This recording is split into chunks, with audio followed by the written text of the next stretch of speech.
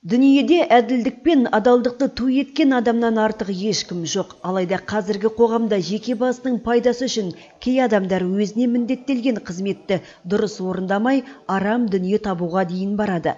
Бірақ бұның арты жақсылықпен аяқталмайтынын ескерген жөн. Адамдарға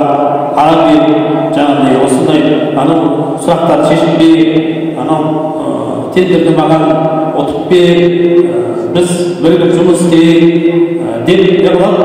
Сондай мәселелермен көбінде парақорлыққа барып жатады. Оның арты әлбетте не болатын? Көп кәсіби өкініш болып есептеледі.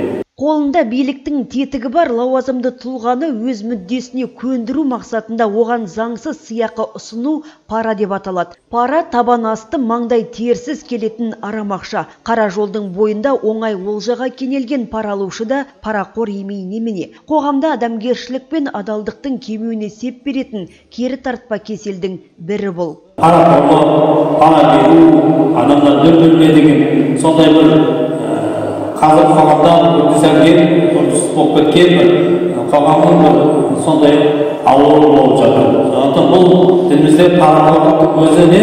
Дінімізде ол үкімі тыйым салынған харам істер болып есептеледі. Парақорлық қоғамның дамуын тежеп, адамға арам дүние жасауға итермелейді. Адамның ниеті, ойы, іс-әрекеті шындыққа негізделгенде ғана адам өзіне де, өзгеге де адал бола алады. Адал болу кез келген адамның өз қолында, өз беделіне көлеңке түсіретіндер де өз пиғылынан дейді қалалық мешіт имамы Қайролла қажы.